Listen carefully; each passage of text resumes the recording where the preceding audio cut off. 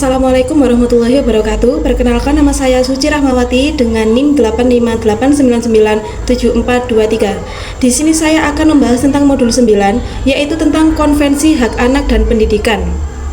Ketentuan tentang pendidikan yang terdapat dalam Konvensi Hak Anak yang disetujui oleh Majelis Umum Perserikatan Bangsa-Bangsa pada tanggal 20 November 1989 diilhami oleh Deklarasi Universal Hak-Hak Asasi 1948, Deklarasi Hak-Hak Anak 1959, dan instrumen-instrumen internasional lainnya yang menegaskan pentingnya pendidikan sebagai hak sosial dan budaya.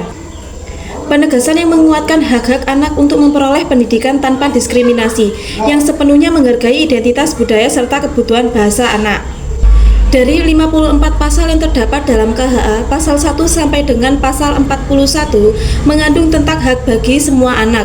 Pasal 2, 3, 6, dan 12 menyatakan tentang 4 prinsip yang terkandung dalam KHA, yaitu yang pertama, non-diskriminasi, yang kedua, yang terbaik bagi anak, yang ketiga, hak hidup, kelangsungan hidup, dan perkembangan, dan yang keempat, penghargaan terhadap pendapat anak.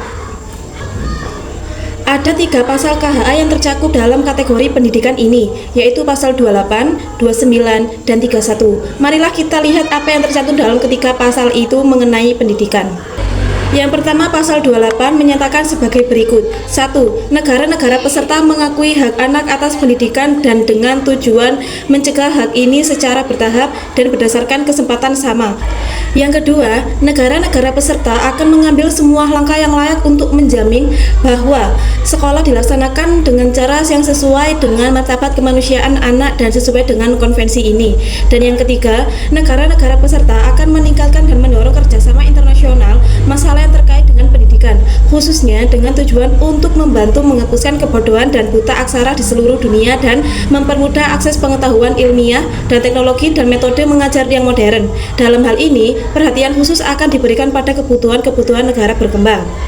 Selanjutnya, pasal 29 akan dilanjutkan oleh rekan saya. Assalamualaikum warahmatullahi wabarakatuh. Perkenalkan, nama saya Alvira Eka Agustin dengan NIM 858995673. Di sini saya akan melanjutkan presentasi dari rekan saya. Pasal 29 mencantumkan ketentuan-ketentuan berikut ini. 1. Negara-negara peserta sependapat bahwa pendidikan anak akan diarahkan pada A. Pengembangan kepribadian anak, bakat, dan kemampuan mental dan fisik sampai mencapai potensi mereka yang paling penuh. B. Pengembangan penghormatan hak-hak asasi manusia dan kebebasan hak asasi. C. Pengembangan rasa hormat kepada orang tua anak, identitas budaya, bahasa, dan nilai-nilainya sendiri. D. Persiapan anak untuk kehidupan yang bertanggung jawab dalam suatu masyarakat yang bebas. E. Pengembangan rasa hormat kepada lingkungan alam. 2. Bagian dari pasal ini atau pasal 28 akan ditafsirkan sedemikian rupa sehingga kemerdekaan perorangan dan lembaga-lembaga pendidikan yang selalu memenuhi prinsip-prinsip yang dinyatakan dalam satu ayat pasal ini dan kebutuhan bahwa pendidikan yang diberi dalam lembaga-lembaga seperti itu akan sesuai dengan norma-norma minimal sebagai yang mungkin ditetapkan oleh negara. Pasal 31 terutama hak anak untuk mempunyai waktu serta kegiatan budaya, seperti terlihat dalam 2 ayat berikut ini. 1. Negara-negara peserta mengakui hak anak untuk beristirahat dan bersantai, bermain, turut serta dalam kegiatan-kegiatan rekreasi yang sesuai dengan usia anak yang bersangkutan, dan untuk ikut serta dalam kehidupan budaya dan seni. 2. Negara-negara peserta akan menghormati dan meningkatkan hak anak untuk turut serta sepenuhnya dalam kehidupan budaya dan seni, dan akan mendorong pengadaan peluang yang layak dan sama untuk kegiatan budaya, seni, santai, dan rekreasi. Sekarang marilah kita lihat apa arti dari pasal-pasal 28, 29, dan 31 KHA dalam penerapannya, terutama dalam pelaksanaan pendidikan di Indonesia. Pasal 28 menyatakan bahwa pendidikan adalah hak dan mengusulkan langkah-langkah agar ini dapat tercapai secara progresif dan berdasarkan kesempatan bersama. Pendidikan dasar harus menjadi wajib. dan dapat diperoleh secara gratis atau cuma-cuma tanpa biaya untuk semua anak. Negara-negara memberikan bantuan keuangan atau finansial bila diperlukan. Negara diminta untuk mendorong kehadiran anak secara teratur di sekolah dan mengurangi tingkat putus sekolah. Pendidikan dasar adalah wajib. Negara-negara maju telah melaksanakan compulsory education, kewajiban untuk mengikuti pendidikan formal. Orang tua dapat dikenai tindakan hukum jika mereka gagal melaksanakan kewajiban.